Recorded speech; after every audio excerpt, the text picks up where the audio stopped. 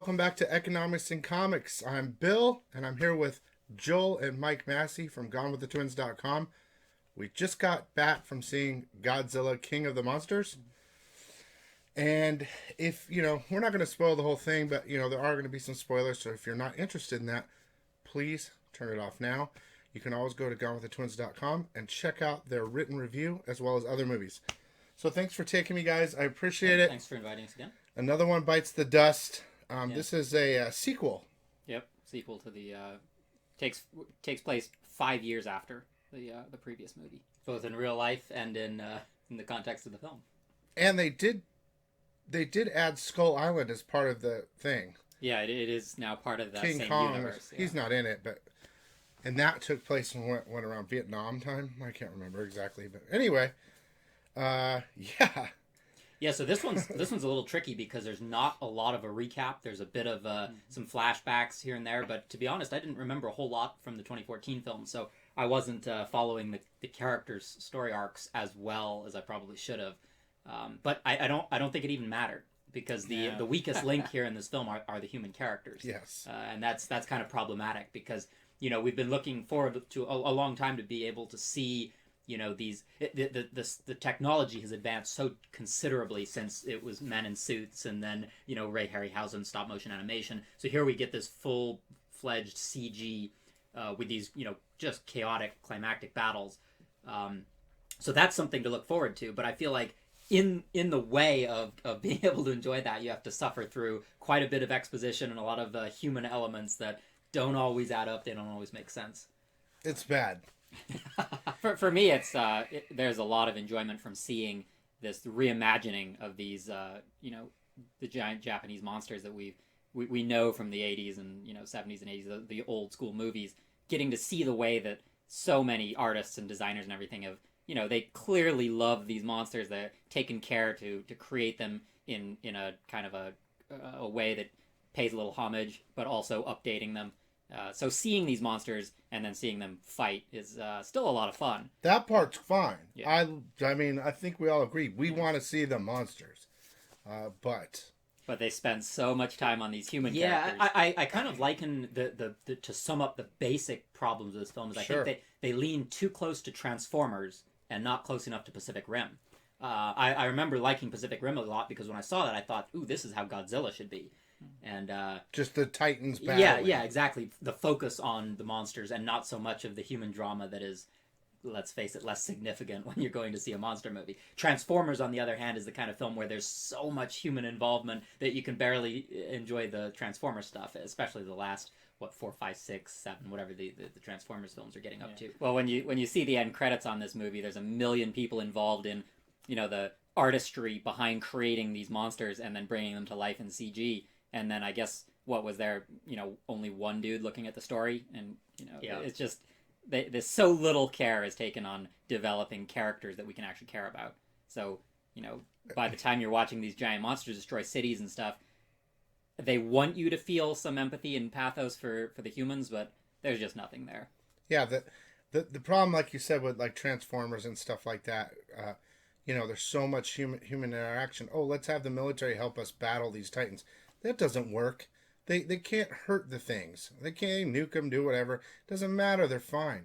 So, when you have these giant battle scenes, what's the three-headed one called? I always call it Hydra because his head grows back. But they call him Hydra in the film, so you're not wrong. Oh, they do. Yeah. So that they're battling, and then you're like, oh yes, they're battling. And then all of a sudden you see a car chase, and it's like, dude, get me away from the human. Oh, and they're surviving this holocaust of a battleground. For me constantly that was one of the worst parts for me is that there's this constant the idea that these monsters are so enormous and the people are so tiny and they're trying to frame it in such a way that you can see both the people and the monsters battling at the same time or running away and it's so jarring. And they made it's not that they necessarily made the monsters too big, but if you're going to try and put them all in the same scene together, they are too big because it's one little movement destroys the whole the town. The humans are so tiny and insignificant, and they go out of their way to make scenes where Godzilla like has to get down and look at the humans and try and interact, and it's in a lot of ways this is why the concepts in something like Pacific Rim work, because instead of just focusing on the humans, you've got humans inside giant robots, right? So they bring it up to the level of the Titans. Here, you've got this constant back and forth where you get to see the Titans battling, but then here the humans are and you mentioned it breaks the scenes up. Well, you mentioned this, when we were talking after the film. The physics in this movie are just all off, and I think a lot of people will not focus on this. They'll kind of forget it because it's so consistent.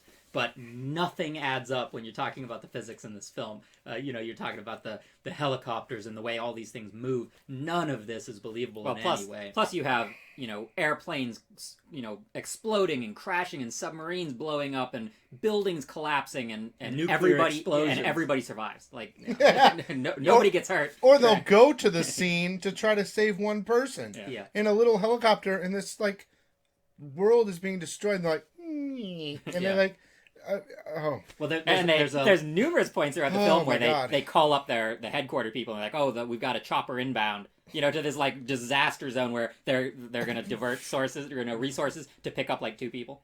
Yeah, like they know like a whole city's going to get destroyed, so like get them out of there. Let's hold them back as long as we can. You can't hold back Titans, and then they go to try to the same people that are in every other city scene are in the same scene in the middle of the city with one helicopter trying to save 1,000 people, and they always barely survive. Oh my God! I gotta say this. There's a stealth bomber the size of a football field, and it's like the helicopters are docking in it at high speed. All this stuff is just. It makes them, like I was saying to these guys, it makes the monsters more unbelievable because all the other, shit happening is completely impossible. That it makes the monsters more believable. Well, there's numerous points where they say something about, we're about to set off this explosion, this nuclear bomb, this oxygen-destroying thing. There's a 2-mile blast radius, and people are always standing on the precipice of something, looking over and saying, look at that mushroom cloud going. And I'm thinking, get out of there, you idiots! Yeah, they're staring right at the light, and like anything that's electrical. I mean, sometimes they short out.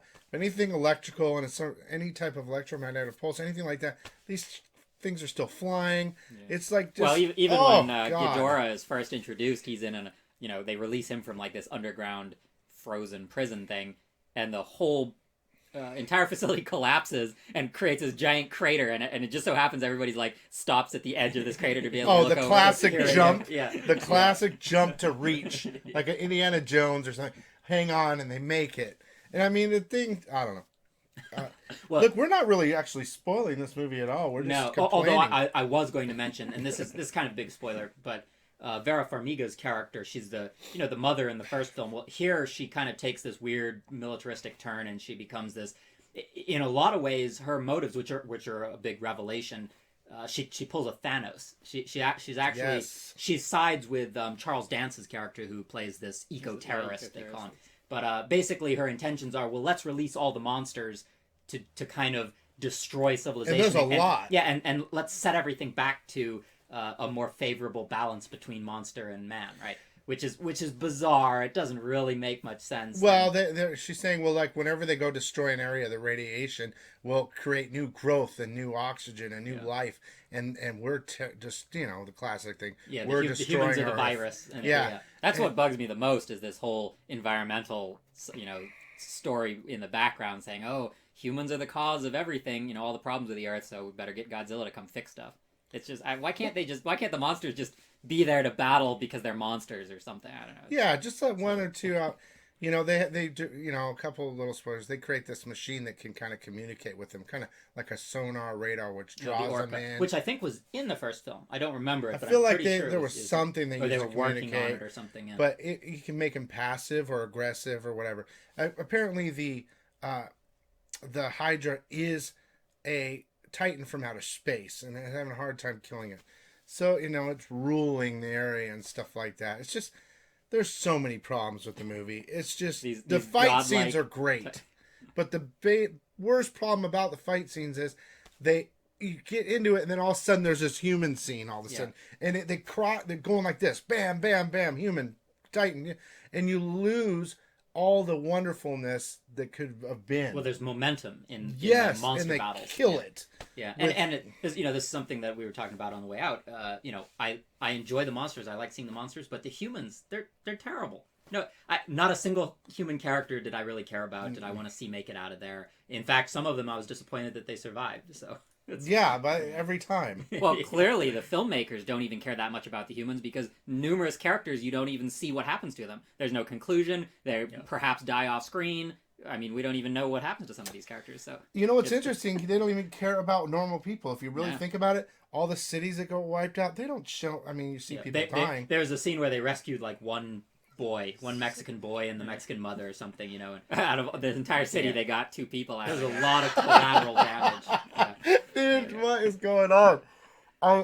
For a classic fan, man, I was telling them, I said, look, I told them on the way home, if they could just put a guy back in a suit and just make it all battles and destroying stuff, I would like it a million times better. Even though I enjoyed it and the fight scenes and stuff, there were so many other things that ruined the movie, that took it away from what we go to see it for. Yeah. I guess that's It is unfortunate when they have all of this technology behind them and we still long for the man in the suit. Yeah. we So miss those the old the movies. irony is that in the film the plot is to bring balance, right? And yet that's what the filmmakers have failed. They failed to create Oh balance. man, that's amongst- good. That's why these guys are movie critics, because they can put it in a different way that I can't. I can just tell you I love it and I hated it, but they can really bring it home. So I don't think we really spoiled it too much. Is there anything else you guys? Yeah. What's your score, Bill? Dude, it's On a scale of 1 to 100. 1 to 100, 69. No, I'd probably give it like a 5. The battle scenes were good, but everything else was horrible. I just wanted to see the fights, and I did enjoy Millie Bobby Brown as the main girl in it, but yeah, of course, a lot of the Stranger other Things girl, characters she's great. were just so unnecessary, completely unnecessary. The movie was 2 hours and 20 minutes. Yeah. Something like that. And there was like 12 minutes of actual monster fighting. I mean, it was either tracking the monster or human scenes. And when they got us to the good stuff, went back to the humans. And there really were only 4 major monsters that got to kind of... Oh, Mothra was cool. I know we're trying to end it, but we're kind of going back in there. But that Mothra was actually pretty cool, but she seemed really small. Yeah. Her wings were big, but she was a really small Both thing. Mothra and Rodan seemed a little small compared to the other. Rodan was kind of big, though. It kind of reminds me of like those bad shark movies where the shark keeps changing sizes in different scenes. I almost feel like some of these titans started changing sizes, particularly with Mothra, because she seemed enormous in her cocoon, right? And then she's tiny in comparison to everything else. But I don't know. Presumably they didn't fall victim to that kind of an error, but I don't know. Also, stay through the end credits because there's a little tease. Oh, yeah, there's a... You know what? Don't. Don't stay till the end credits. It's not as what you're hoping for. They tell us to wait, and we're waiting like, oh, yeah, we're going to see King Kong, and then all of a sudden it's like, wow, God. You kicked us in the nuts again before we walked out the door. That's how I felt. So I'm not trying to be too bad, but for you Godzilla fans, you're going to like it either way, the new stuff, but unfortunately, the story was all over the place. Could have been better. Yeah. So anyway, if you want to hear their written review, and I guarantee, or you want to read it, excuse me, it's going to be pretty funny. I bet you on this one they're going to terrorize it pretty bad in written form. Might be interesting. GoneWithTheTwins.com. And we'll see you next week maybe for hopefully Dark Phoenix. Yeah. And if you like this thumbs up. and other content, feel free to subscribe. Again, they always do that. Please sub if you like this. Leave us a comment, whatever. Have a great one. Thanks for tuning in. Thanks again, guys. We'll see you next time. Hey, guys. Thanks for watching. If you enjoyed that video, please hit that like button and subscribe now. Here's another video for your sickness entertainment. Have a great one. Bye-bye.